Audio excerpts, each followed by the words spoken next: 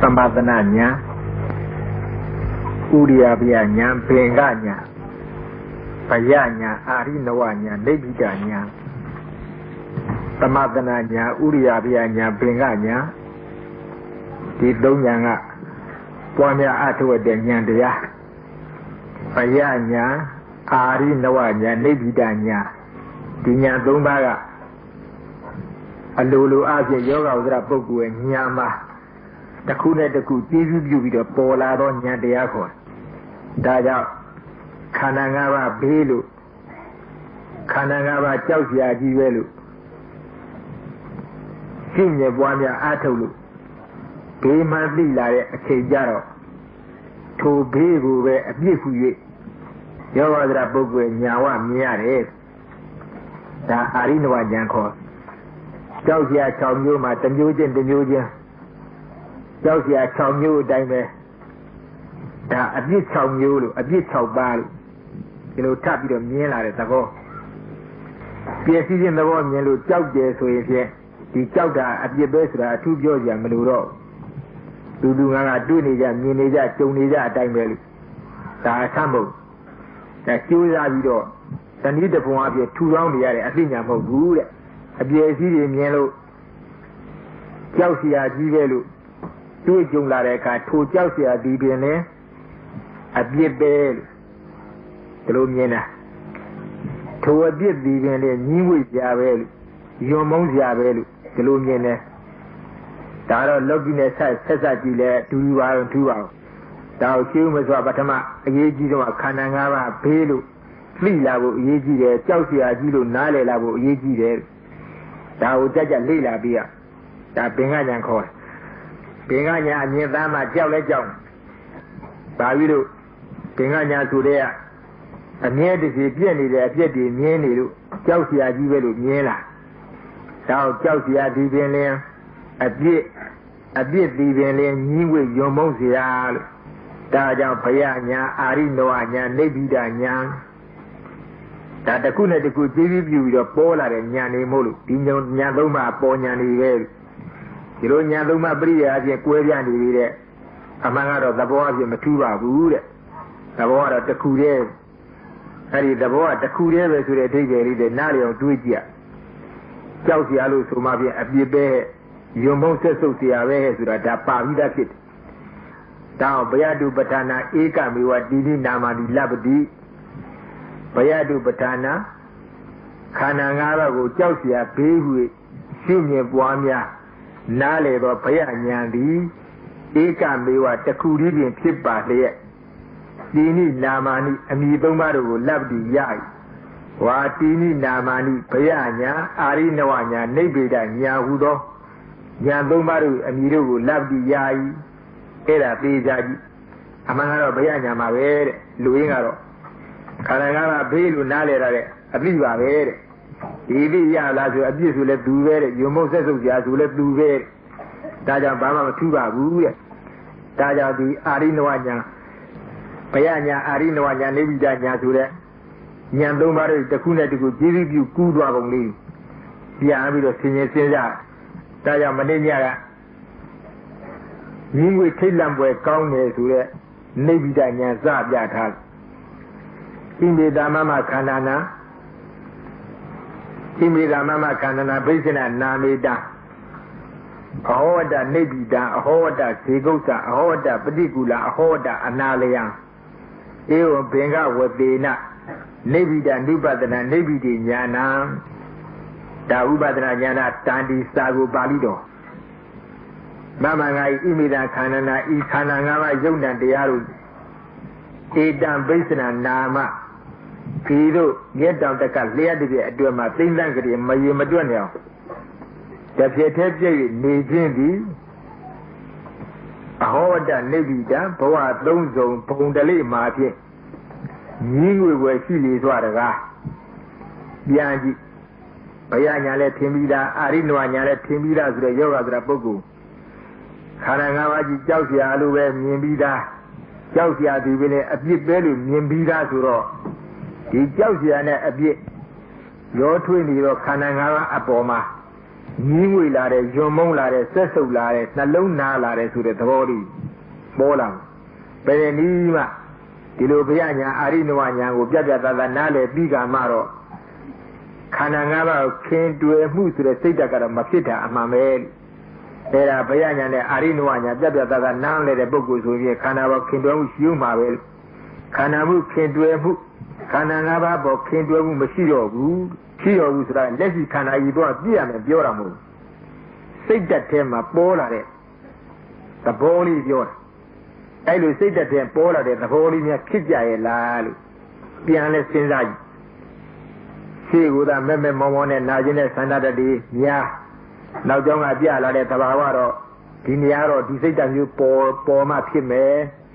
ဒီအသိဉာဏ်မျိုးပေါ်လာမှဖြစ်မယ်လို့ငါဒီအသိဉာဏ်မျိုးပေါ်ရလားဒီစိတ်ဓာတ်မျိုးပေါ်ရလားဒီဆန္ဒတမျိုးကပ်ကြလားလို့ပြန်လဲကြည့်ရဒါကြောင့်ခန္ဓာ၅ပါးဘင်္ဂဉာဏ်ကစပြီးပြလို့တပြည့်တည်းပြည့်နေတယ်ဆိုတဲ့ယုံနာနဲ့မှခန္ဓာ၅ပါးရက်တော်တကလျှရပြည့်အတွင်းမှာသိနှံ့ကြရမယုံမတွန်းတော့တပြည့်တည်းပြည့်ခဏိကမရဏအနေရပြည့်တတိရဲတိလူဒီငါဒီလူဒီနတ်ဒီပြမဒီခွေးဒီဝက်ဒီငှက်ဒီဆိုတဲ့သမုဒိမရဏအားဖြင့်လည်းဘယ်တော့မှရက်တယ်မရှိဘူးတတိရဲတိတဘောလာရဲ့သိရင်တဘောလာရဲ့သိရင်အဲ့လိုယုံနာနဲ့မှခန္ဓာ၅ပါးခဏိကမရဏသမုဒိမရဏအစဣဒဖြင့်တတိရဲသိနေတဲ့တဘာဝတွေမြင်တော့ဒါတကယ်တည်းပြည့်တယ်ခေါ်ခန္ဓာ၅ပါးကြီးကိုပဲကြောက်စိတ်ညွန့်စိတ်တွေပေါ်ထွက်လာတယ်တကယ်ကြောက်ကြကောင်းတဲ့ခန္ဓာ၅ပါးပါပဲလား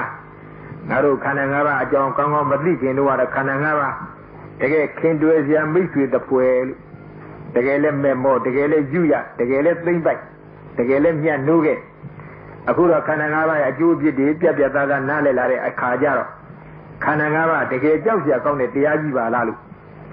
ဒါအပြည့်တည်မြင်လာတော့ကြောက်เสียပဲလို့ဘုရားညာထင်းလာဘူးလေကြောက်เสียကြီးပဲကြောက်เสียကြီးပဲနဲ့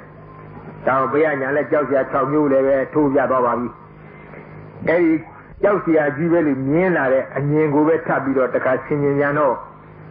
ဒီကြောက်เสีย6မျိုးဒီပြင်လဲအပြစ်တည်ပါလားလို့ဒါတစ်ခုနဲ့တစ်ခုထူးတာဟုတ်ပါဘူးအပြစ်တည်ပဲဒါအာရိနဝညာအဲဒီအာရိနဝညာရောက်လာရင်ပဲယောဂသရပုဂ္ဂိုလ်သက်သာကြောင်းဆိုတော့အနေအချင်းဒီဘက်ကအာရိနဝညာမြင်လိုက်သက်သာကြောင်းအနေအချင်းအာဟုအာရအနေအချင်းသန္တိပရညာပဲလှမ်းကြည့်လိုက်နိဗ္ဗာန်ရောက်သွားရင်အေးမှာပဲနိဗ္ဗာန်ရောက်ရင်ချမ်းသာမှာပဲသေမင်းရဲ့ခံတွင်းပြည့်စင်းစရာလည်းမလိုတော့သေမင်းရဲ့လက်တွင်းကလည်းခွင်းလုံးကျွတ်လွတ်အာဇာတိပဋိသေလည်းမနေတော့ဘူးအမတန်သိရင်သဘောတရားလည်းမရှိတော့ဘယ်နေရာပါလိနိဗ္ဗာန်ပေါ့နိဗ္ဗာန်ပဲလှမ်းပြောသန္တိပဒညာခေါ်တယ်ဒါကြောင့်အာရိနဝညာမှာအနွားနဲ့ဗျတ္တိတွေအာရိနဝနဲ့သန္တိပဒအစုံတွဲပြီးတော့မြတ်စွာဘုရားကိုရောမြတ်ခေါ်သွားလို့အဲ့ဒီသဘောလေးတွေပြန်ဆင်ញင်စဉ်းစားကြည့်ဒီတော့အာရိနဝညာကြီးပြတ်သားသားနဲ့မြင်လာတဲ့လူတယောက်ကြတော့ဘယ်နဲ့ဖြစ်ခန္ဓာပေါ်မှာယွံမုံလာတဲ့လုံးလုံးကြီးစိတ်နာလာတဲ့ညှင်းငွေလာတဲ့ဆက်ဆုပ်လာတဲ့ခေါ်ခန္ဓာ၅ပါးတော့မဖြစ်ချင်ဘူးတော်ပေါ့တန်ပေါ့ဆိုတဲ့အနေအချင်းအဲဒီလိုစိတ်ဓာတ်ကလေးဖြစ်ပေါ်ဖို့အရေးကြီးတယ်ဒီလိုစိတ်ဓာတ်ကလေးဖြစ်ပေါ်ပြီးရင်တော်ပါပြီ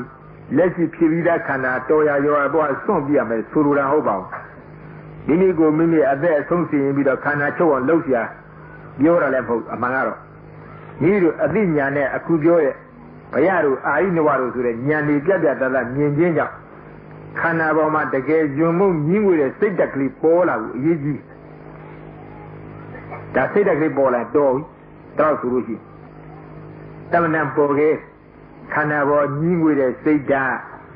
ယွံမုန်းတဲ့စိတ်ဓာတ်နှလုံးနာတဲ့စိတ်ဓာတ်ကန့်ကြီးခြင်းကင်းတဲ့စိတ်ဓာတ်ဆိုတာအမတ္တမှာပေါ်ခဲ့တယ်စဉ်းစားကြည့်ခေါ်လာမူလားလူရလေးဖြစ်လာဘယ်နှကြိမ်ပေါ်ဘူးလဲပေါ်ပါလိမ့်မယ်အပေါလားမတည့်တဲ့အခါစိတ်ရစရာတွေးတဲ့အခါကိုယ်ပင်မစိတ်ဆင်းရဲတွေးတဲ့အခါပေတာအေးပါလေဒီလောက်တော့ရှိပါလိမ့်ဒါခန္ဓာ၅ပါးပြည့်မြင်တာမဟုတ်ဘူးသူဖြစ်နေတဲ့ဘဝကိုသူယွံမုံသွားတယ်ခေါ်တယ်လူကတော့နေတောင်နေယူပေတာအေးဒါလူမိုက်တွေးခေါ်လူမိုက်မြင်ခေါ်တယ်မောဟမြင်တဲ့ပညာရင်မဟုတ်ပညာမြင်ဆိုတာကထိုခန္ဓာ၅ပါးရဲ့အပြစ်ဒေါသကိုကြည့်ပြီးတော့ဝေဖန်ပြီးမှမုန်းတာခေါ်တယ်အခုအပြစ်ဒေါသတွေပြလာတာ ဘုရားညာကစပြီးတော့ပြလာလို့ဘုရားညာတော့လည်း6မျိုး6စားအာရိနဝညာလည်း6မျိုး6စားအဖြစ်ဝေဖန်ပြတော့ခန္ဓာ၅ပါးနှစ်သက်ခင်တွေ့ကြလားရှိသေးသလားမရှိတော့ပါဘူးဗျာခန္ဓာ၅ပါးလူချင်းစားရှိသေးသလားမရှိတော့ပါဘူးဗျာခန္ဓာ၅ပါးလာဖြစ်တာကောင်းတယ်လို့များစိတ်ထဲအောင်းမိစားရှိသေးသလားမအောင်းမိတော့ပါဘူးဗျာခန္ဓာ၅ပါးတကယ်မုန်းစရာကောင်းလာပေါ့ကွာနော်မှန်ပါရဲ့ဗျာအဲ့ဒါပညာမြင်ခေါ်တယ်ဒါပညာမြင်တဲ့ကိုယ်စိတ်ညစ်လို့စိတ်ဆင်းရဲလို့ကိုယ်ဆင်းရဲလို့အကြာစီအပေါလမ်းမတက်လို့လူလောကမနေခြင်းသေးခြင်းနဲ့ဆိုတာကဒါမောဟမြင်ခေါ်တယ်လူမိုက်မြင်တဲ့သိတယ်တဲ့ခန္ဓာ၅ပါးဒီခန္ဓာ၅ပါးမချုပ်သမျှမပြုတ်သမျှကာလပတ်လုံးတသန္တရာလုံးဟာဖြစ်ပြီးသေးဖြစ်ပြီးသေးဖြစ်ပြီးသေးတို့တော့မှာနော်မှန်ပါရဲ့ဗျာဇာတိဆိုမှဇရာမရဏဇာတိဆိုရင်ဇရာမရဏတိတ်ပါမယ်ဘယ်တော့မှရှောင်လို့မရတော့ဒါလို့ခန္ဓာ၅ပါးပေါ်မှာတကယ်အပြစ်တွေမြင်ပြီးတော့မှခန္ဓာ၅ပါးမလိုခြင်းဘူးခန္ဓာ၅ပါးမခင်တွယ်ဘူးခန္ဓာ၅ပါးမုန်းတယ်ဆက်ဆုပ်တယ်ယွန်ရှားတယ်ဆိုတဲ့အသိဉာဏ်လေးဖြစ်ဖို့ဒီအသိဉာဏ်လေးတစ်ချက်ပေါ်ဖို့အရေးကြီးပါတယ်ဒါကြောင့်ဒီလိုများပေါ်ကြရဲ့လားလို့ခုခန္ဓာ၅ပါးသမထနာဉာဏ်ကစပြီးတော့ဝေဘာပြီးဒသပြမပေါ်သေးဒါမဟုတ်သေးဘူးပေါ်ကျူးစားခန္ဓာ၅ပါးနာနာကြီးရှုပြရမယ်ခန္ဓာ၅ပါးဥပတိရင်းဆိုတဲ့ခဏငယ်သုံးချက်နဲ့တွားနေတဲ့ခဏိကမရဏတွေကြည့်ပြရမယ်ဒီကိုယ်ဉာဏ်လေးနဲ့ဝေဘာပြီးတော့အဲ့လိုကြည့်ပါများပွားများအထုပ်ပါများတော့ဘယ်နဲ့ဖြစ်အခုနပြောသလိုပဲခန္ဓာ၅ပါးယုံမုံလာလိမ့်လုံးလုံးစိတ်လာလိမ့်မယ်ဆိုတဲ့အချက်တွေပေါ်လိမ့်ဒါကြောင့်မြတ်စွာဘုရားကိုတော်မြတ်ကဘုရားဉာဏ်မြင်ပြီးလို့ရှိရင်အာရိနဝဉာဏ်မြင်တတ်တယ်အာရိနဝဉာဏ်မြင်တော့ယောဂဆိုတာပုဂ္ဂိုလ်ဒီနိဗ္ဗိဒဉာဏ်ပေါ်တတ်တယ်ဒီလိုဆင်ရဲခေါ်သွားဒါကြောင့်အာရိနဝဉာဏ်ရဲ့ချမ်းမဲ့နိဗ္ဗိဒဉာဏ်နိဗ္ဗိဒတရားညီဝေခြင်းဟောဒါကြောင့်ဣမိတမမခန္ဓာနာဘိသနာနာမေတာအဟောတနိဗ္ဗိဒအဟောတဇေကုသအဟောတပฏิကူလအဟောတအနာလယံဧဝံဘင်္ဂဝသေနနိဗ္ဗိဒနုပဒနာနိဗ္ဗိတေညာဏံမမငါဤဣမိတခန္ဓာနာဤခန္ဓာ၅ပါးယုတ်တံတရားတို့ဧတံဘိသနာနာမဤတို့ချုပ်ပြပြုံးပြီးပြည့်စည်ခြင်းမြည်ဒီကဝါမြတ်တောင်တကလျက်တပြည့်အတွင်း၌သိဏ္ဍကရေမရေမတွက်တော့တပြည့်တည်းပြည့်နေခြင်းဒီကအဟောဝတ္တနိဗ္ဗိတံဘဝသုံးစုံဘုံတလိမှာဖြင့်အော်ညီးငွေပဲရှိစွာတကားဘဝသုံးစုံဘုံတလိဒါအစလောက်ပြလိုက်ဘဝသုံးစုံဘုံတလိဆိုတော့ဘဝ၃ပါးဘဝသုံးဓာတ်ဘုံ၃ရကာမဘဝယူဘဘဝအာယုဘဘဝကာမဘဝဆိုတာကအပေ၄ပါးရဲ့လူပြေရဲ့နတ်ပြေ၆ဓာတ်ဒါကာမ၁၇ဘုံခေါ်တယ်ဒါကာမဘဝယူဘဘဝဆိုတာယူဘဝဆိုတာ36ဘုံဗြဟ္မဘုံခေါ်တယ်အာယုဘဘဝဆိုတာအထက်ဆုံးကအာယုဘ၄ဘုံဗြဟ္မဘုံခေါ်တယ်ဘာလဲဘယ်လောက်ရှိ30ဘုံပါဗျာအေးဘုံ31ဘုံ31တူအပေါင်းမြန်တော့ဘဝ3ပါးလို့ဒီလိုခေါ်ကြနော်မှန်ပါရဲ့ဗျာဘုံ3ပါးလို့လည်းခေါ်ရဘဝ3ပါးလို့လည်းခေါ်ရအကျယ်ချဲ့ပြီးတော့တကူချင်းရေတွက်ပြန်တော့လည်း30နဲ့တဘုံရှိဒီချာကြီးတောက်တော်ဘုရားကြီးအနေယောဇနာထားတာဘဝ3စုံဘုံတလေးမှာဖြစ်အော်ညီးဝေရှိစွာတကားဆိုတော့ယောဂဥစ္စရာပုဂ္ဂိုလ်ညာမှာဆင်ခြင်စဉ်းစားတော့ဒီလူကိုမလွတ်တော့နော်မှန်ပါရဲ့ဗျာငါလူဖြစ်လူဘဝရတယ်လို့အခုလိုပဲအမှန်ကြောက်စရာကောင်းတဲ့တပြည့်တည်းပြည့်တသေးတည်းပြည်တဲ့ခန္ဓာ၅ပါးနဲ့လာတွေ့ရတယ်လူဘဝမှာကျွတ်လွတ်ပြီးတော့နတ်ပြည်၆ဓာတ်ပြရောက်သွားလို့ရှိရင်လွတ်ကောင်းရဲ့နတ်ပြည်၆ဓာတ်ဝေဖန်ကြည့်တာတော့မလွတ်ပြန်လွတ်ပါလားမလွတ်နိုင်ပါဘူးဒီလိုပဲတွေ့မှာနတ်ပြည်၆ဓာတ်လည်းဒီတိုင်းပဲတပြည့်တည်းပြည့်နေတဲ့ယုံနာရှိနတ်ပြည်၆ဓာတ်ပြည့်နေတဲ့ခန္ဓာ၅ပါးကိုတပြည့်တည်းပြည့်နေတာပါဒီပြည့်တည်းလွတ်လွတ်ကြောက်ဆိုတဲ့အနိယပြည့်ယူပါဥဒရ16ဘုံမြမပြေသွားရင်လွတ်ကောင်းရဲ့လမ်းပြောကြည့်အသိဉာဏ်လည်းရှိသားရှင်းယူပါဥဒရ16ဘုံရောက်ကြတော့ဒီတိုင်းပြည့်ယူပါဥဒရ16ဘုံဖြစ်တဲ့ခန္ဓာ၅ပါးကိုဒီလိုပြည့်နေကြပါဒီဖေးရတော့ငါလွတ်အောင်ပြေးမယ်အထက်ဆုံးဆိုတဲ့အာယုဘ၄ဘုံတော့ရောက်အောင်ကြိုးစားမှအာယုဘ၄ဘုံကြည့်လိုက်ကြတော့ဒီတိုင်းပြည့်လွတ်သေးရမလွတ်ပါဘူးဗျာလွတ်เสียရှားမြောက်တော့30ဘုံအကုန်လုံးခြုံကြည့်လိုက်တော့ဘဝ၃ပါးဘုံပါးမှာခြုံကြည့်လိုက်ကြတော့ဘယ်ဘုံမှလွတ်တဲ့ဘုံလေလို့ရှားမရဘူးတဲ့ဒါရင်ဒီဘုံကြည့်တဲ့စိတ်ပြည့်စရာကြီး ဟိုဘုံကြည့်တဲ့စိတ်ပြစေဟိုဘုံတွေကြည့်တဲ့စိတ်ပြစရာကြီးတို့ဒီလိုမတွေ့ဘူးလား တွေ့ပါတယ်ဗျာ အဲ့ဒါယောဂသရပုဂ္ဂိုလ်ရဲ့ညာမှာပတရားဖြတ်ပြီးတော့ဝေဘာတော့30ဘုံအကုန်လုံးဘယ်မှပျော်မွေ့ရာရှားမရညင်းကိုရာကြီးတွေ့ဒီလည်းပြက်တာဟိုလည်းပြက်တာဟိုလည်းပြက်တာဟိုလည်းပြက်တာဒီလည်းသေးတာဟိုလည်းသေးတာဟိုလည်းသေးတာဘာမှသူဒီယုတ်ဒီနာမယ်ဒီယုတ်ယုတ်ဒီနာမျိုးကြီးလှက်ကပတ်ကနဲ့တန္တရာမှာကေယုကင်းလျှောက်သွားနေကြဒါကြောင့်ယောဂသရပုဂ္ဂိုလ်ညာမှာပတရားဖြတ်ပြီးကြည့်လိုက်တော့30ဘုံအကုန်လုံးတစ်ပြုံလုံးဒီသဘောနဲ့တွားတွေ့တော့30ဘုံအကုန်လုံးမှာပြီးကိုကြအားထားကြထောက်ရတီးရဘယ်မှရှာဖွေမရလက်ဆက်တတ်တော့ဘဝသုံးစုံဘုံတလေးညီးဝေဖွယ်ကြီးပါလားနော် မှန်ပါတယ်ဗျာ ညီးဝေရံကောင်းလား ကောင်းပါတယ်ဗျာ ဘယ်ပြည့်လို့လုံးမှာတော့ မလွတ်နိုင်ပါဘူးဗျာ ဘယ်မှမလို့ဒါဘဝသုံးစုံဘုံတလေးဘဝသုံးစုံဘုံတလေးဆိုတာဘဝသုံးပါးအစာထားပြီးတော့ပြောသွားတာနိဒတနာနီးရပေါ့ဘဝသုံးပါးယောနိ4ပါးဂတိ5ပါးတတ္တဝိညာဏထီတိဆိုတာတတ္တတရာအရင်တော့9ခုသင်္ချာဟောတယ်မှမဟုတ်ပါဘူးတတ္တတရာတတ္တဝါဟောတတ္တဝိညာဏထီတိဝိညာဉ်6ပါးနော် မှန်ပါတယ်ဗျာ ပြီးတော့မှတတ္တဝါဒဘုံ9ပါးကြည့်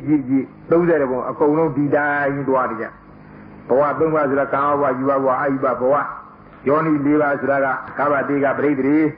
အန္တဇပရိသေရီတန်တိရဇပရိသေရီဩဘပါတိကပရိသေရီပရိသေရီ4မျိုး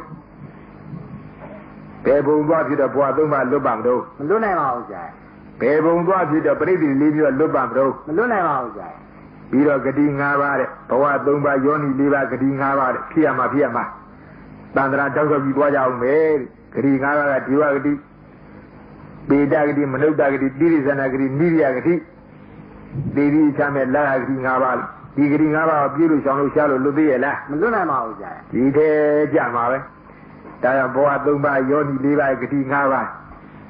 တတ္တဝိညာဏထီတိတတ္တဝါတို့ပဋိသန္ဓေသင်ညာဆိုတဲ့6မျိုးနော် မှန်ပါတယ်ဗျာ အဲ့ဒါလည်းခုန30ဘုံနဲ့ညှိပြကြတာပုဂ္ဂိုလ်ပြနဲ့ညှိပြကြတဲ့ဝိညာဏထီတိခေါ်တယ်ဒါလည်းဘယ်ပဋိသန္ဓေနဲ့နေဘယ်တော့မှမလို့နော် မှန်ပါတယ်ဗျာ ပဋိသန္ဓေ၄မျိုးရှိတယ်ဒုက္ခတိဟိတ်သူကတိဟိတ်ဒွိဟိတ်တိဟိတ်ဟုတ်လား မှန်ပါတယ်ဗျာ အဲ့ဒီ၄မျိုး၄စားတစ်ခုနဲ့သွားပြီးတော့နေရမှာပဲတဲ့ဒါဝိညာဏထီတိခေါ်ပြီးတော့တတ္တဝါဒဘုံ9ပါးခုန30ဘုံပဲတူပြန်ပေါင်းလိုက်တတ္တဝါဒဘုံ9ပါးဆိုတော့တရားမဟုတ်ဧကောကာရသုဒ္ဓောကာရပင်စောကာရ3မျိုးသင်္ကြီးဘဝအသင်္ကြီးဘဝနေဝသင်္ကြီးနေဝသင်္ကြီးနာသင်္ကြီးဘဝ3မျိုးပြီးတော့ကာမဘဝယူဘဘဝအာယုဘဘဝ3မျိုးပေါင်းလိုက်တော့3 3 4 9ဒါဘဝကြီး9ပါးခေါ်ဒီဘဝကြီး9ပါးကပြေလို့လွတ်ခဲ့လား မလွတ်နိုင်ပါဘူးဗျာ အေးဘယ်မှမလို့ဒီ30ဘုံကဝေဖန်ကြီးပြဒါကြောင့်ဘယ်ဘဝကစုစိတ်ကြကြဒီ30ဘုံသာပြန်ကြကြမယ်ဆိုလို့ရှိရင်ဖြစ်ခုပြောနေတဲ့ဘဝ3ပါးယောနိ4ပါးဂတိ5ပါးဝိညာဏတိတိ6ပါးတတ္တဝါဒဘုံ9ပါးဆိုတဲ့အတွင်းကဘယ်တော့မှမလွတ်နိုင်လွတ်ကင်းစရာအကြောင်းရှိလွတ်ကင်းစရာအကြောင်းရှိတော့ရှောင်လို့တိမ့်လို့မလွတ်ပြင်းလို့မလွတ်ဆိုတဲ့ဝိတ္တုခကြီးမြင်လို့ယောဂဗဒပုဂ္ဂိုလ်ကလက်ဆက်တတ်ခန္ဓာ5ပါးအဖို့တဟဲလုံနေရခြင်းငါဝိ3ပါးရဲ့ဆွဲချနေတာပဲခန္ဓာ5ပါးရဲ့သဘောအတိတ်ပဲကြည့်ကြတော့လေနှစ်သက်ခင်တွယ်စရာဘာမှမရှိပါလားလို့ယောဂဝဇ္ဇပုဂ္ဂိုလ်ရဲ့ညာဝလားမြင်လို့ဒါခန္ဓာ၅ပါးအယွန်ကြီးယွန်အမုန်းကြီးမုံလာတယ်ဒါအဟောဒနိဗ္ဗိဒာအဟောဒနိဗ္ဗိဒာဩဘဝ30ဘဝ30ဘုံတလေးမှာဖြင့်ဩညီးငွေဝယ်ရှိစွာတကားပိရနဲ့ပြတာ1နံပါတ်1နံပါတ်1အဟောဒဇေကုဋ္ဌာသူ့နဲ့ကိစ္စနဲ့သူရောစရာသွားဘာမှငါဣဝိတခန္ဓာဤခန္ဓာ၅ပါးယုံနာတရားတို့ဧတံဘိသနာနာမဤသို့ချုပ်ပြပြုံးသည့်အမြဲတစေပျက်စီးနေခြင်းမြည်သည်အဟောဒဇေကုဋ္ဌံဩဖောက်ပြန်မဟာဘုတ်ဟရိယယုတ်မှာဖြင့်ဆက်စုပ်ွယ်ရှိစွာတကားနော် မှန်ပါတယ်ဗျာ ခန္ဓာ၅ပါးဆက်စုပ်လာတယ်ဒီချက်ကညီးငွေခန္ဓာ၅ပါးညီးငွေနှစ်ချက်ခန္ဓာ၅ပါးဆက်စုပ်ဟုတ်ကဲ့ မှန်ပါတယ် နံပါတ်3အဟောဒပฏิကူလ Mama ngai imita kanana I kananga yuna diaru Edan Brisna nama Ido Soviet Yondi Piesiji Midi Ahoda Padikula or Nalomada Akaga Yunjawa Chizwaraga no Mama Raza Nalongo Nala de Tibe no Mama Raza Nalona Yunere Seso Dere Anyesia Counter Luloga Dondara Najimora Raza Anita was the machine Bembo Priambo Side Yahudi trees by 3 trunks Nalone Pulare Oye Anyela to the body Yoda Bogu and Yawala Dilube Kananga Niemla to my the Kananga singing Zilu a beauty of Piri of Mielaro Nalona Lare Seso Lare Yonsha Lare Oye Anyela to the body to do around to no Mama Raza Kaya do Tegracia Umabia Yoda Bogua Arinoanya Amielan Lalu Nebidanya Portue Laro Arinoanya Mamila Mama Raza Kananga did Milano Mama Raza Obaro Dameda, Nobaro Nida Meda Boda Dameda, Aboda Nida Meda Nimeda Dameda, Animeda, Nida Meda Ayuna Dameda, and Ayuna Nida Meda, Nobody Dameda, anybody Nida Meda, but this Dandi Dameda, Abdi Dandi Nida Meda Mammy, Mama Raza I didn't want to bandit and draw the other. Hola, Mama Raza and one that did your mammy bill. Mama Raza Matano, Piamorazine, Emandan Buji. Since I be Puana Buanabi, Alad Hinijareka. You know, Momet the Ubu, the Ubat and Akudu, the Aji Buana, Atoni, the Drew Core. Ludumini, the Doi down there, Bob, the Guri, Jambonia, Atoni, Mamhoba. Ludumini, the Doi down there, the Guri, Atoni, with a Kama with the Apollo Delusion, the town and Mirane, to you where. These are the town and Mirane, to you where. No, Mama Raza Luna Duna, you no, no, a cooler who got an onion, the hour since I Atomi, the Kajaro. Either the town and Mirane, the town and Mirane, but we will be with the Apollo Damogu. Come out with the Javara with the wind with the Yaladomaji, the Lugia. A poor hero in the Ramya. A junior as a gun, Nebama, Pila, Maya Punama, Pila to it. A Yemia family as a guy, Pure, that told them. A poor hero. A poor hero, the Guri Alakoya Kajara. Come out with the Javara with the wind with the Dairy Buana. Say good, Janji, the Sinare, no? Mama Raza Ya Ami, the long one there. Pay my contact, Shamia. That could go to be out the idea. Navari Jenny Valley, Navari Lonely Valley, Navari Seguni Valley, Navari Janzi Sinzani Valley, Navari Pioni Valley. Yam Sinzao. Tane came from Bija. No, Mama Raza Bija and the Boya. The two are in a Lucy. No, Mama Raza Kane. Luby Luba Jansim, Manoda about to the wall to what the young Avafiabro now forward. Bola, Mama Raza the two have baby you, Manoda about to the wall, Louis Yageres with a bell K. Kemadia at the same Lubia at the same Lubia Aclid Town Townda. No, Mama Raza oh, using our plain hungry, near me to the Jamadia at the same child. Lubia town that a clean avoiding deckness with one teeth. Tea, I don't see on that. You see now Tea, you see on that. You see now Benedict of you go. You see now Hey, Benedict Makid, understand that Tizashi Tia Mere. Nala. Nala Tizashi Tia Mere. Not the what they'll be Lua Yaku K. Adizina Tibu, K that a bouquet there, Lua. Nala. The two are young, they're young and bullet at Lava Lelu. Namawu don't Charlie Yagudo. Damn you, no? Mama Raza Kane. Down Manuda about to the wall, K. You know, Ludianti, the little mammy in there. Baby, time at Lagring, I was a Duduan, or a Winnie Badabia Melodiano. You know, you Piablo, you, Emna Kane, Emna Jagan. Daya Yata, poor Lima, less so like a payment. I go like that, they are on the Kudo, Yao,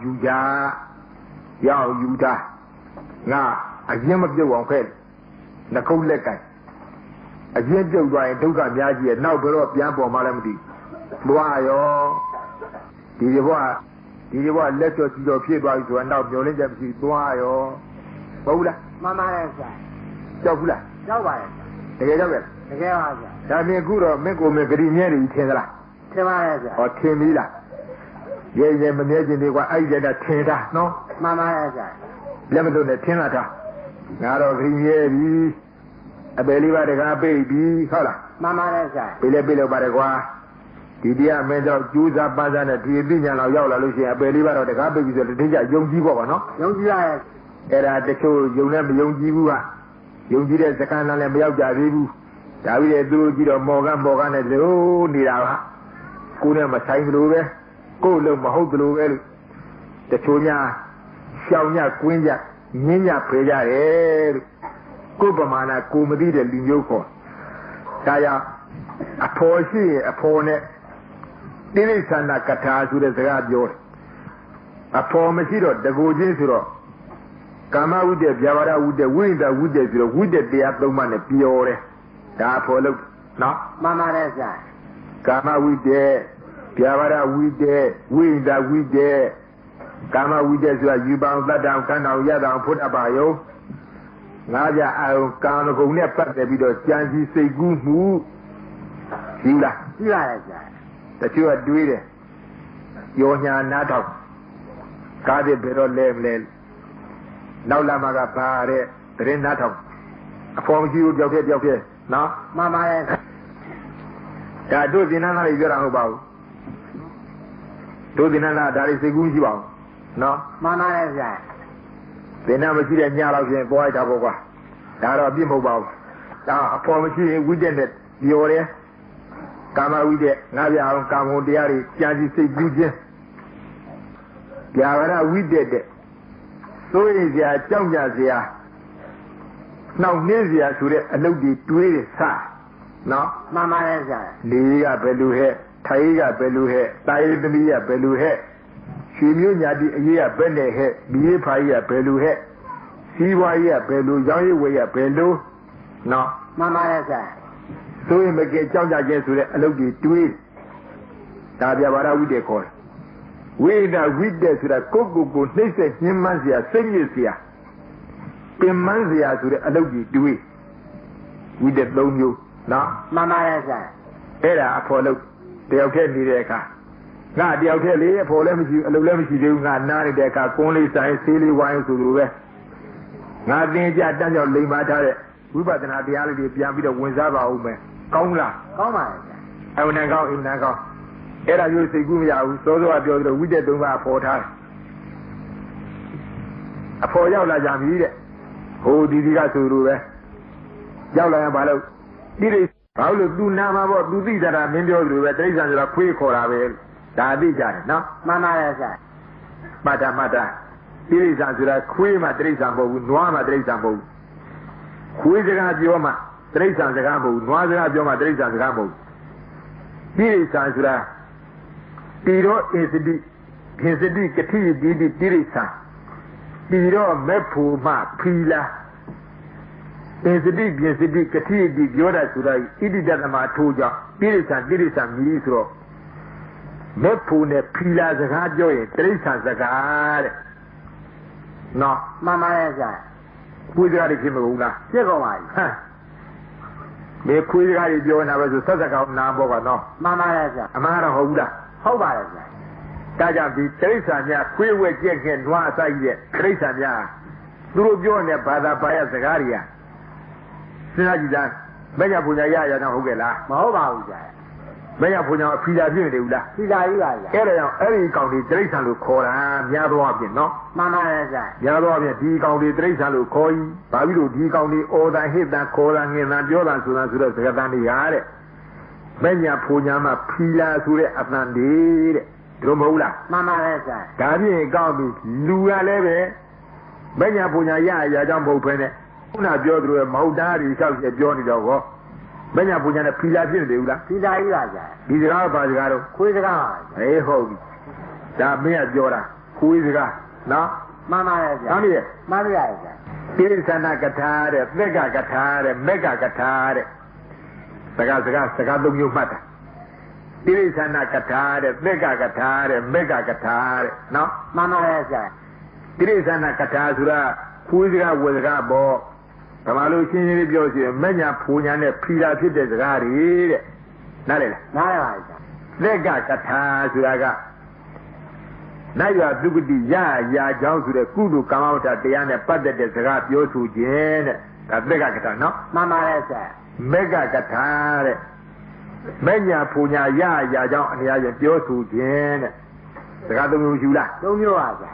To be a grown Mega Katan and Mega Kata, your one. No? Mama is Tirisana Kata, Menya Punya, Pila, who is Rabrom, you. Mamma. Maria Hey, Daya. You don't need it, you are.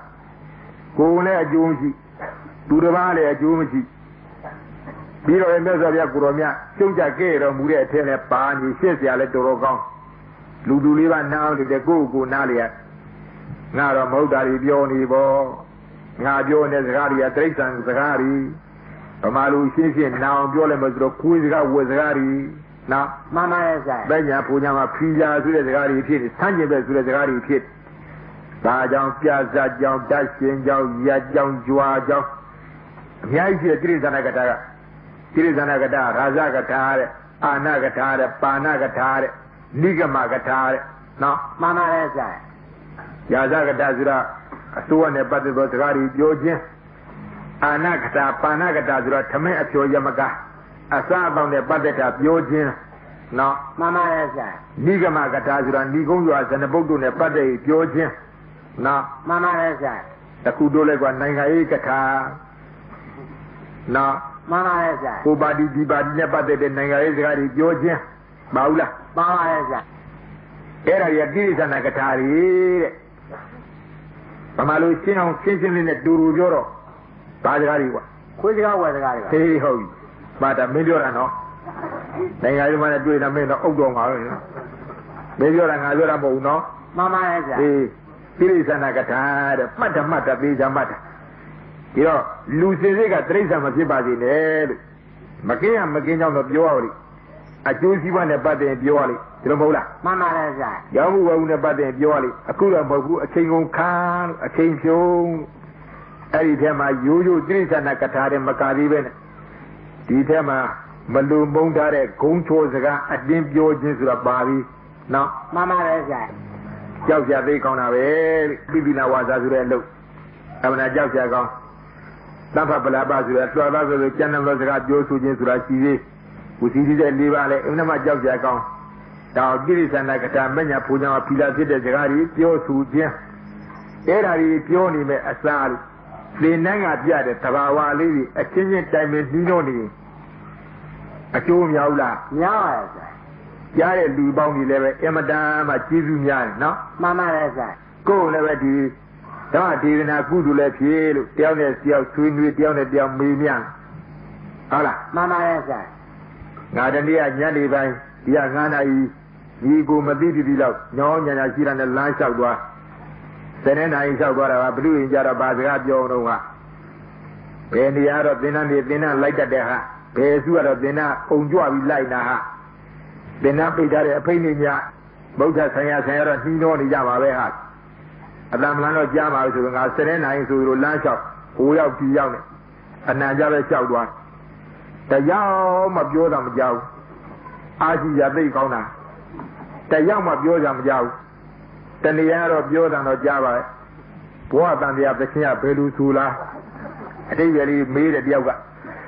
Bố bạn thì lại khi ra đâu Nó Mama is Thì ra bây giờ ngà phù đá bạn thì dòng qua Tại vì rồi ngà trái cái vậy Đấy thì chúng tôi sẽ là bà đúng ý Điều cả làm đi Ồ, đấy thì chúng ta đi qua mà mà tiêu là ngã rồi con mà mình lùa biểu ta uống rồi đi vậy để tiêu cả tiền phí, nè. Mama is Mà đi về liền ngã sẽ để ăn mì, tôi ra về, nè. Mama mà đi chợ luôn mì để tiêu cả lại gì để tiền phí đã chào, ngã rồi để vậy đào để bắt cái biểu ta phù đấy, tiêu cả tiền phí, nè. Mama is Cái là đi này ra đấy, rồi về đốt đấy ba, đốt đấy mua về xí ba. ဒါကြောင့်ရက်တိုင်းဆိုသူတို့ပေါ့နေရာတိုင်းပေါ့စောစောကပြောသလိုလူစင်စစ်ကတိရစ္ဆာန်မဖြစ်အောင်ကြိုးစားကြပါလို့အလားတစကားတွေပြောမယ်အစားလို့ညနေချင်းဆိုင်ပြီးရင်သင်္นานကပြလိုက်တဲ့သဘာဝထူးနေကြမင်းများကြတိုင်မင်းကြနှီးနှောကြတိုးတက်မှုရှိတယ်ဓမ္မဒေသနာလည်းဖြစ်တယ်တယောက်ကနားနေရတဲ့ဓမ္မသဝနာကုသိုလ်လည်းဖြစ်တယ်အမှန်ကုသိုလ်တို့ကြီးတွေပါနော်မှန်ပါရဲ့ဗျာဟုတ်တယ်တန်ဖို့အစီဆုံးဆိုတဲ့ကုသိုလ်တွေအသက်သာဆုံးနည်းနဲ့ဒီပေါ်နဲ့ချပြီးတို့လူကြီးတွေကယူအမှန်ကိုမသိသူတို့ကပတ်စံကုန်မှအလူထင်းနေကုသိုလ်ထင်းနေကိုကွာကျူးစာပန်းစားနဲ့အလုတ်လောမှကုသိုလ်ထင်းဘယ်ကုသိုလ်ကတက်သာလေးနဲ့ဘယ်လိုအမျက်ထွက်လာတယ်ဆိုတာနားကိုမလဲနိုင်ဘူးဟုတ်လားမှန်ပါရဲ့ဗျာတော့တိုးတက်မှုကြောင့်ကြိုးစားကြပါလို့ကုဥပဒနာဉာဏ်7ပါးများငါအရင်တစ်ပတ်တည်းပူးပြီးတော့လူဘိန်းတွေနားလည်အောင်ဆိုပြီးတော့ခီစီတင်းကြကြာရနာပြပါတယ်အဲ့ဒါပြပြီးသားတွေလည်းမှတ်ပြလည်းမတူပါဘူးအကေတန်ဒီအဲ့ဒါလည်းလက်စွပ်လက်ကပမယ်နဲ့များရလိုက်လို့ရှိရင်တညဖြစ်နှစ်ညဖြစ်ပေါ့ပြရတဲ့ဝိပဿနာဉာဏ်7ပါးသမထနာဉာဏ်ကစပြီးတော့ပြန်တက်ကြည့်သားပွားများကြည့်သားနှလုံးသွင်းကြည့်သားဘယ်တော့ကောင်းလိုက်မယ်လို့နော်မှန်ပါရဲ့ဗျာအမှန်တန်ဖိုးရှိတယ်မယုံမရှိကြနဲ့တော့ကုသိုလ်ထဲမှာဝိပဿနာကုသိုလ်တောင်းနာလည်းတခါပြောခဲ့ပေါ့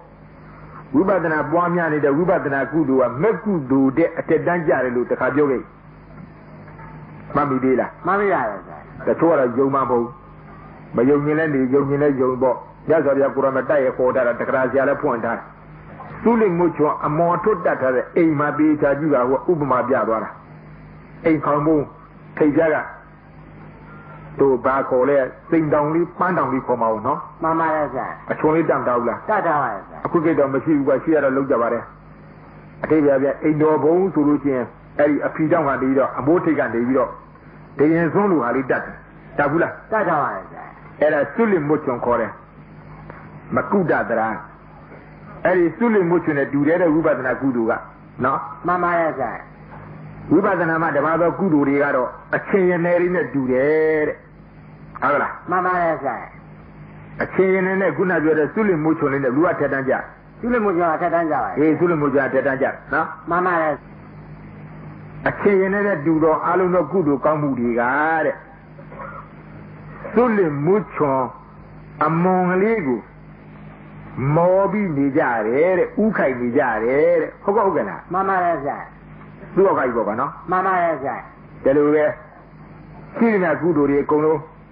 ကာမဇရကုသိုလ်၊ယူပါဇရကုသိုလ်၊အာယုပါဇရကုသိုလ်၊ဒါနတိကသမထဆိုတဲ့ကုသိုလ်ကောင်းမှုဒါကြီးဘယ်နဲ့အင်းလိုက်အားတဲ့ဘလောက်ကြီးလှုပ်နောက်ဆုံးကြတော့ဝိပဿနာကုသိုလ်မော့ကြည့်နေရတယ်တဲ့သူတို့ကအောက်တန်းကနော်မှန်ပါရဲ့ဗျာမကောင်းလားကွာကောင်းပါရဲ့ဗျာအေးအဲ့ဒါကအကုန်ကြလည်းမရှိဘူးလူလည်းမပြင်ပါဘူးကိုယ်လည်းချမ်းသာပြီစိတ်လည်းမပြင်ပါဘူးကိုယ်လည်းချမ်းသာပြီကိုယ်နေရာကောင်းလေးတန်းအကြယူပြီးတော့စိတ်ညာလေးချင်းကပ်ပြီးတော့10မိနစ်15မိနစ်မိနစ်20မိနစ်30ဆိုလိုပေါ့ဒိဋ္ဌိဘဝင်လေးထားပြီးတော့ဒီတရားပွားများနေလို့ရှိရင်သူ့လင်မွတ်ချောအမောအထွတ်နဲ့တူတော့ထိတ်တအကြဆုံးစီတော့ဝိပဿနာကုသိုလ်ကြီးမရပြီဘူးလားရပါတယ်ဗျာအေးအများဆုံးအဲ့ဒါပဲနဲ့တိုက်တွန်းလုပ်ကြမှာလုပ်တော့ပတ်စံချင်းကိုကုန်ကြခံပင်မကြီးစွာကိုပင်မစိတ်ဆင်းရဲဟိုပြေးဒီစွာထိုင်လိုက်ထားလိုက်ကုန်းလိုက်ကြွလိုက်အော်လိုက်ခေးလိုက်ပြောလိုက်ဆိုလိုက်အဲဒီလိုကုသိုလ်မျိုးမှတချို့ကလည်းအမြတ်တို့တကယ်ကုသိုလ်တို့ထင်နော်မှန်ပါရဲ့ဆရာသံဃာဥက္ကဋ္ဌပြုချိန်ပြီးပါပြီသိကြကြည့်လိုက်တော့အကင်းကခနဲ့ဒီမပါပြီပဲကွာနော်မှန်ပါတယ်ဆရာဒါကြောင့်ဒီလိုအမြတ်တို့အဖြစ်တန်ဖို့အရှိဆုံးဆိုတဲ့ကုသိုလ်တရားကိုကြိုးစားစမ်းမှာအာထုတ်စမ်းမှာလှုပ်စမ်းမှာနဲ့အကြမ်းမှန်ထထတိုက်တွန်းနေတာပါတခြားသောကုသိုလ်တွေလှုပ်တာအပြည့်ဆိုတာဟုတ်ပါဘူးကောင်းတဲ့ကောင်းစီခြင်းနဲ့ဆိုတဲ့ဌာနအချင်းတိုက်တွန်းတယ်တော့ကြိုးစားအခုနေဗိဒညာနဲ့အဟောတနေဗိဒအဟောတဇေကုဇအဟောတပฏิကူလအဟောတအနာလျာ၄ချက်နဲ့ပြသွားခန္ဓာ၅ပါးဆက်စုပ်ယုံမုံဘုံတဲ့မမငါဣမိတခန္ဓာဤခန္ဓာ၅ပါးယုံနာတရားတို့ဧတဘိစ္ဆနာနာမဤတို့ချုပ်ပြပြုံးပြီးပြည့်စည်ခြင်းမြည်သည်အဟောတနေဗိဒဘဝသုံးစုံဘုံတလေးမှာဖြင့်ဟောညီးငွေွယ်ရှိစွာတကားတဲ့ဘုံသုံးပါးပြေးလို့ကိုမလွတ်တော့ကြည့်လို့လည်းမမြင်တော့ဘူးဒါဘုံသုံးပါးဖြစ်ရမယ်ဆိုတဲ့ခန္ဓာအသစ်တွေပေါ်တော့ဖြင့် လုံးလုံးကြီးညီးဝေပေါ့တဲ့နော် မှန်ပါတယ်ဗျာ နံပါတ်1အဟောတဇေကုသံဩဖောက်ပြန်မဟာဘုတ်ဟရိယယုတ်မှာပြဆက်စုပ်ဖွယ်ရှိပြီဆိုတာတကားဆက်စုပ်ပြီးတဲ့ခန္ဓာ၅ပါးအရင်တော့ဟုတ်တယ်ပြီးတော့သိမ့်ပဲမိတယ်မြန်တုံးမိတယ်ခင်တွယ်မိတယ်တဲ့အသိအောင်ကြိုးစားမိတယ်နော် မှန်ပါတယ်ဗျာ အခုတော့ဆက်စုပ်ပြီးတဲ့အခုတော့ညီးဝေပြီးတဲ့အဟောတပฏิကူလံအဟောတပฏิကူလံနှလုံးမသားအခါကယွန်ရှာပွဲရှိတယ်ဆိုတာတကားပฏิကူလဆိုတာနှလုံးနာခြင်းဟောနှလုံးနာဘူးရဲ့လား နားရတယ်ဗျာ နာဘူးရဲ့လေဆိုနာပါတယ်လို့ယုံစရာတွေ့လို့နှလုံးနာဘူးရဲ့လားလို့ပြောတယ် နားရတယ်ဗျာ နှလုံးနာတော့ဘယ်နဲ့နေတော့ ပြောလာတယ်ဗျာ ယွန်နာတော့ပြီးသားပဲနှလုံးနာတော့ဘယ်နဲ့နေတော့ဒီကောင်ကိုယ်ကပြားကိုသိအောင်တူနှလုံးနာဘူးရဲ့လား နားရတယ်ဗျာ ဘယ်နဲ့နေတော့နှလုံးနာတော့ အာညရတယ် အေးဟုတ်အဲ့ဒါမှတ်တယ်နော် မှန်ပါတယ်ဗျာ ပြုတ်လာဘူးလား ပြုတ်လာတယ် ဒီတခါကြီးအာမဇုကိုမနေထိတ်တာရင်ထဲကိုလိုက်လဲတက်လာနော် မှန်ပါတယ်ဗျာ အဲ့ဒါဟရိယဝုထုယကိုသွားထိဟရိယဝုထုယကိုသွားထိထိချက်ကိုနားလာလို့ဒါနှလုံးနာတယ်လို့နှလုံးသားနားလာနော် မှန်ပါတယ်ဗျာ အညင်နဲ့မမြင်လား မှန်ရတယ် နှလုံးမသားအခါကယွန်ရှာပွဲရှိပြီဆိုတာတကားမမြင် မှန်ရတယ်ဗျာ နံပါတ်4အဟောတအနာလျံတတ်မြဲတတ်မဲ့ရှုမျောမွေ့လျော်စရာမရှိပါတကားအာလေးကကျင်းတယ်တဲ့အာလေးကပြတ်တယ်တဲ့နော် မှန်ပါတယ်ဗျာ အာလေးကဆိုတာကန့်ကြည့်တဲ့သဘောလေးခေါ်တယ်ဟုတ်လား မှန်ပါတယ်ဗျာ အာလေးကကျင်းတယ်အာလေးကပြတ်တယ်တဲ့ပေကြမှတ်တာအဲ့ဒီ၄ချက်ပရိယေ၄ချက်နဲ့ခန္ဓာ၅ပါးဆက်စုပ်ညွန်ရှာဝဲဆိုတဲ့အတိတ်တွေပြထားမှန်ပြီ မှန်ရတယ်ဗျာ အဟောတနိဗ္ဗိဒံဘဝသုံးစုံဘုံတရိမှာပြင်ညီးမှုပဲရှိစွာတကားအဟောတဇေကုသံဖောက်ပြန်မှာဘုဟရိယယုတ်မှာပြင်ဆက်စုပ်ပဲရှိစွာတကားအဟောတပฏิကူလံနှလုံးမသားအခါကရှိပြီစွာတကားအဟောတအနာလျံတတ်မဲ့ရှိမျောမွေ့လျော်စရာမရှိပါတကားနော် မှန်ပါတယ်ဗျာ ဒါလေးနဲ့အစီအစဉ်လေးနဲ့မှတ်တာသိကောင်းမှာမနော်ကြက်လဲကြက်တိုင်းအဟောတနိဗ္ဗိဒံအဟောတဇေကုသံအဟောတပฏิကူလံအဟောတနာလျံကိုယ်ခန္ဓာ၅ပါးသုံးတတ်တဲ့အခါကျဒီပရိယေလေးတွေပြတ်သားထားနော် မှန်ပါတယ်ဗျာ အဲ့ဒီပရိယေ၄ချက်ပြထားတဲ့အတိုင်းပဲလို့ခန္ဓာ၅ပါးကိုတကယ်ယွန်မုတ်စိတ်နာလာတယ်နှလုံးနာလာတယ်ဆိုတဲ့အသိဉာဏ်လေးတွေပေါ်ထွက်အောင်ကြိုးစားကြပါလို့ဒါမှနိဗ္ဗိဒဉာဏ်ဖြစ်နော် မှန်ပါတယ်ဗျာ ဒါမှနိဗ္ဗိဒဉာဏ်ဖြစ်မယ်လို့ဒါကြောင့်ဘယဉာဏ်ကစာကြည့်ဘယဉာဏ်အာရိနဝဉာဏ်နိဗ္ဗိဒဉာဏ်အဲ့ဒီသုံးညာထူးသေးလား မထူးတော့ပါဘူးဗျာ တကယ်ကိုတပြည့်တည်းပြည့်နေတာမြင်လို့ကြောက်เสียကြီးပဲလို့သိလာရင်ပဲအာရိနဝဒါအပြစ်တွေပါပဲလားလို့ပေါ်လာဘူးလား ပေါ်လာပါတယ်ဗျာ ဒါကြောက်เสียကြီးပဲဒါအပြစ်တွေပဲလို့သိလာရင်ပဲယုံမမလားဘူးလား ညမုန်းလာပါတယ်ဗျာ အဲ့ဒီအတူဖြစ်နေဘူးလား အတူတူပါရဲ့ဗျာ ကြောက်เสียဒီပင်လင်းအပြစ်ဒီပင်လင်းယုံမုန်းเสียဒီလိုမဟုတ်လား မှန်ပါတယ်ဗျာ လောကကြီးပါလူတွေကောင်းကြီးပဲ့ပြင်မှာသွားတွေ့ကြီးအရိပါကောင်းကြီးသွားတွေ့ကြောက်လား ကြောက်ပါတယ်ဗျာ ကြောက်တယ်နော် မှန်ပါတယ်ဗျာ အဲ့ဒီလူတွေကောင်းကြီးကြောက်လာတော့ကြောက်ကြကြီးဟာအပြစ်ကြီးဖြစ်မလာဘူးလား ဖြစ်လာပါတယ်ဗျာ ဟုတ်လား မှန်ပါတယ်ဗျာ ကြောက်ကြကြီးကအပြစ်ကြီးလို့ဖြစ်လာပြီအပြစ်တွေပဲလို့ဖြစ်လာပြီအပြစ်လို့မြင်လာခင်တော်မှုရှိသေးသလား မရှိတော့ပါဘူးဗျာ ယွန်းနဲ့မုန်းနဲ့နှလုံးသားနဲ့ဆက်ဆုပ်တယ်ဆိုတဲ့သဘောတွေပေါ်မလာဘူးလား ပေါ်လာပါတယ်ဗျာ အဲ့ဒါကြောင့်ဘုရားရဲ့အာရိနဝရဲ့နိဗ္ဗိဒဆိုတဲ့သဘောလေးသရသာအနိနာမဆိုတဲ့သရသာကွဲနေတာတဲ့အ내ကတခုတည်းနော် မှန်ပါတယ်ဗျာ ဒါကြောင့်ယာစဘယတုပဋ္ဌာနိပညာယင်းစအာရိနဝေညာနာယာစနိဗ္ဗိဒဧကတ္တပြစ္ဆနမေဝနာနာဣမိဓမ္မာဧကတ္တပြစ္ဆနမေဝနာနာနော် မှန်ပါတယ်ဗျာ ယာစဘယတုပဋ္ဌာနာဘယတုပဋ္ဌာနာခန္ဓာ၅ပါးကိုကြောက်เสียကြီးလို့ရှုမြင်သောယာစပညာအကျင့်ပညာဒီ၎င်းဘယညာပြခန္ဓာ၅ပါးကြောက်เสียကြီးပဲလို့ဒီလိုမြင်လား နော် မှန်ပါတယ်ဗျာ ဘယ်ညာမဟုတ်လား ဘုရားညာပါဗျာ ယာစဘယတုပဋ္ဌာန်ဒီပညာရင်းစအာရိနွေရင်းစအာရိနွေညာနာအာရိနွေခန္ဓာ၅ပါးအပြစ်လူရှူသောရင်းစညာနာအကျင့်အာရိနဝညာပြီလောယာစနိဗ္ဗိဒာနိဗ္ဗိဒာထိုကြောက်เสียနဲ့အပြစ်ကိုပင်လေညီးငွေသောယာစညာနာအကျင့်နိဗ္ဗိဒာညာပြီတကားဣမေဓမ္မာဤဉာဏ်တရား၃ပါးတို့သည်ဧကတ္ထာတူသောအ내သဘောရှိကြကုန်၏ဖြင့်စနမေဝသရာပုတ်တိသာလျင်နာနာအသီးသီးထူကြ၏ဘယတုပဋ္ဌာညာနဲ့အာရိနဝညာနဲ့နိဗ္ဗိဒညာလို့အဲ့လိုသရာဘဝဖြင့်ထူတာတဲ့အ내အဓိပ္ပာယ်တေကိုကြတော့အတူတူပဲတဲ့တခုတည်းပဲတဲ့ဣမေဓမ္မာဧကတ္တပြင်စနမေဝနာနာနော် မှန်ပါတယ်ဗျာ အဲ့ဒါလေးနားလည်အောင်မှတ်ထားတယ်။ဩဒါကြောင့်ဒီညာသုံးပါပေါ်ညာလို့ပြောတာ။တစ်ခုချင်းလေ့လာပွားများပြီးတော့ကြိုးစားအားထုတ်နေရတဲ့အလုံးမဟုတ်ပါပဲလား။တစ်ခုပေါ်လာရင်ဆဲ့တာပေါ်လာ။ခုနလူတွေကောင်းမြင်လို့ပဲ။လူတွေကောင်းမြင်လိုက်တော့ကြောက်လာတော့ဘယ်နဲ့ကြောက်လာတော့အပြစ်တွေဖြစ်လာ။ဒါအပြစ်ပဲမကြည့်ကျင်တော့မမြင်ကျင်တော့ဒါပဲတော့ကျတော့ယွန်းလာတယ်မုံလာတယ်ဆက်ဆုပ်လာဒီလိုဖြစ်လာနော် မှန်ပါတယ်ဗျာ နောက်နာတက်ပါမယ်ညံနေလဲအဲ့ဒီကမူတည်တက်ပါမှာပဲအဲ့ဒီမမြင်ကြအောင်ယွန်းမုံဆက်ဆုပ်လာပြန်တော့ဒီယွန်းနဲ့မုံနဲ့ဆက်ဆုပ်တယ်ဆိုတဲ့သဘာဝမှာလောအောင်ရှောင်ရင်ရှားတဲ့ဆက်ဒီပေါ်လာပြီးသွားရင်လားပေါ့မဟုတ်လား မှန်ပါတယ်ဗျာ အဲ့ဒါပေါ်နေပေါ့တစ်ခုနဲ့တစ်ခုကြည့်ကြည့်သွားတာဘာမှဟောပြတာမဟုတ်ဒါကြောင့်အဲ့ဒီသုံးညာကိုအပြန်ညာထပ်ကလေးပြန်ပြီးတော့ဝေပါစဉ်းစားဒီသုံးညာတန်ဖိုးစီဆုံးပဲဘင်္ဂညာမူထားပြီးတော့တက်လာတာလို့ဘင်္ဂညာဆိုတာကရုပ်လည်းပြည့်နာမ်လည်းပြည့်ခန္ဓာလည်းပြည့်ဆိုတော့တပြည့်တည်းပြည့်နေတဲ့အဖိတ်တွေပြသွားတာရက်တော်တကအတွင်းမှာသိမ့်တန်းကလေးမယုံတဲ့တော့ပြည့်နေတဲ့အပြည့်တွေပြသွားတာဘင်္ဂညာဆိုတာကဒါရှေ့စိတ်နောက်စိတ်ကလေးအကြည့်ရှေ့စိတ်နောက်စိတ်ကလေးအကြည့်ညာတနဲ့ညာနာနော် မှန်ပါတယ်ဗျာ ညာတဆိုတာသိရတော့ရှုရတော့ခန္ဓာ၅ပါးညာနာဆိုတာရှုတတ်တဲ့အသိဉာဏ်စိတ်ဓာတ်ကလေး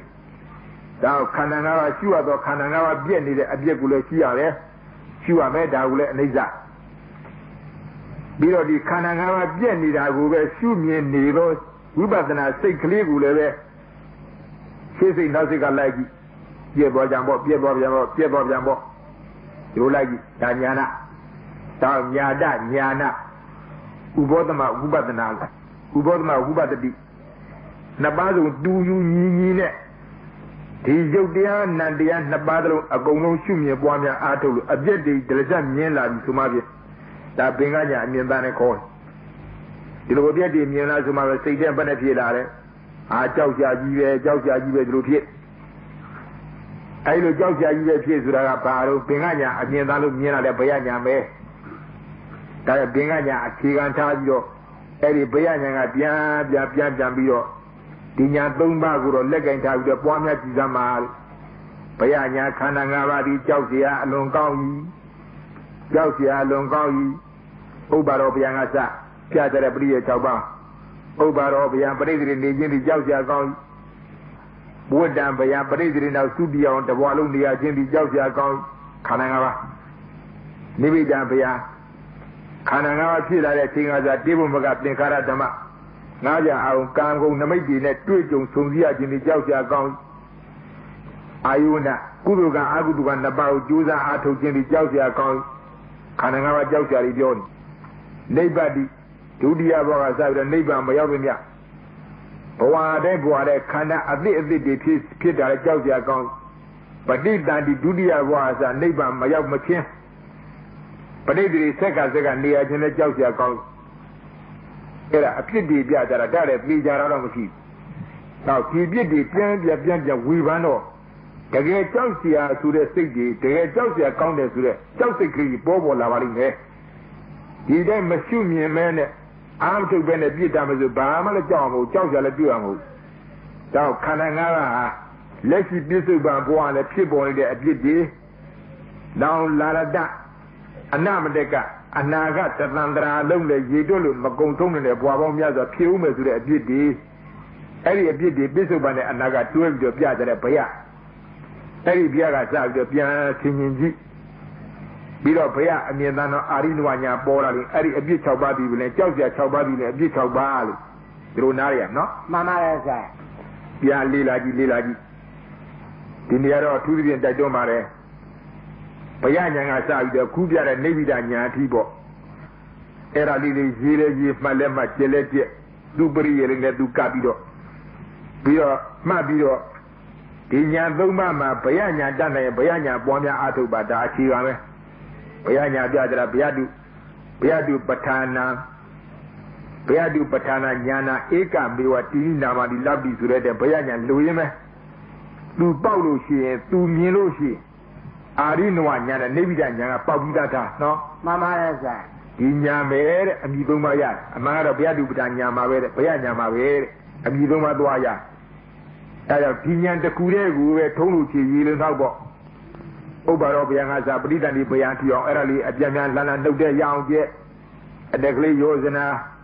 ပြီးတော့အဓိပ္ပာယ်လေးရှင်းပြန်စဉ်းစားဥပ္ပါရောဘုရားငါစာဘာကြောင့်ပရိသေတွေအကြောက်ကြကောင်းတယ်ဆိုတဲ့အဖြစ်တွေပြန်စဉ်းစားအဲ့ဒါတိုက်တွန်းတဲ့လည်းကျူးစားသမှာဒီညာသုံးပါးဒါကြောင့်ဒီကုညပြထားတဲ့အဟောတနိဗ္ဗိဒအဟောတစေကုသအဟောတပฏิကူလအဟောတအနာလျံဟုတ်လားမှန်ပါတယ်ဆရာဧဝံဘင်္ဂဝတေနနိဗ္ဗိဒနုပတနာနိဗ္ဗိတိညာဏဧဝံဤသို့ဘင်္ဂဝတေနပျည့်စည်းခြင်းအစွမ်းဖြင့်နိဗ္ဗိတိနုပတနာနိဗ္ဗိဒနုပတနာခန္ဓာ၅ပါးနဲ့ယွန်ရှာမုန်းပြီးညီးငွေပွယ်ဟုဆင်ញင်ပွားများအာထုတ်ခြင်းပြီးနိဗ္ဗိတိညာဏနိဗ္ဗိဒညာမည်